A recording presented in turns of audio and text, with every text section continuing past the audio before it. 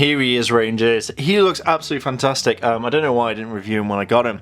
So we have a look at the kind of the horns right here, and they look quite cool. I like the face. It looks very robot-like, which to me is amazing.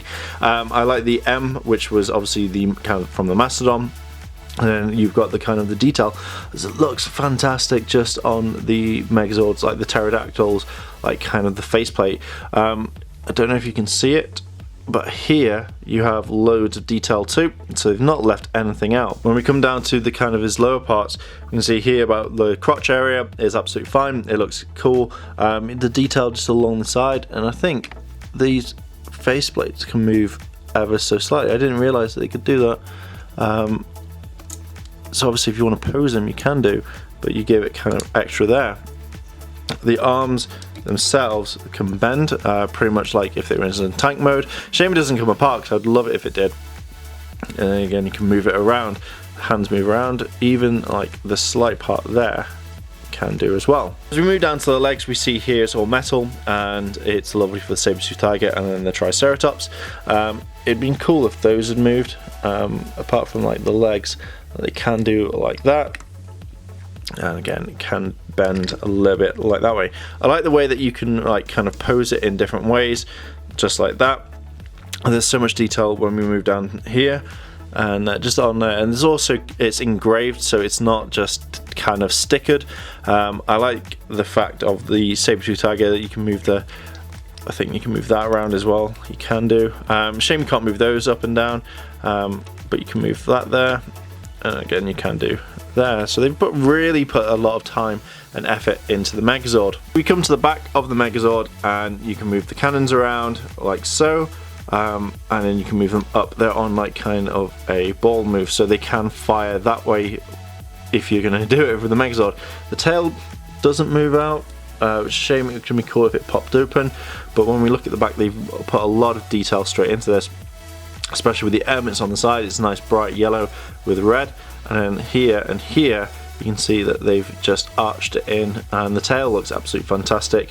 And even when it coming down to the lower parts, if you can move these, which will look a little bit in a bit, you can move those there. When looking at the back, I said it has tire tracks. Now it'd been cool if they'd moved slightly, like moved it out. But I love the way that they've done this. Even like the darkness of the lines, it really does stand out to me. Again, even like they've not left this part kind of like normal. They've really gone to town on it. Even at the back, you kind of have like where it would be, obviously because it's robot. It just looks absolutely fantastic. As you say, when we move it up, you can move the feet around. And then you can even move that, which I didn't realize you could do. So it kind of gives more traction if you wanted to pose it in certain ways. Shame that the Triceratops doesn't do anything apart from move its head. Now there's been a lot of articulation that we've seen already when we move these around here, and then we can move the feet around, legs move around, so you can instantly do like say a kick. And even that, see that, I absolutely think that's fantastic. Shame that it doesn't happen that much on that one. Move the arms around like so. I'd be very careful. No, it does move around. Hopefully yours doesn't make a squeak if you get it, but you can move it all the way around if you want.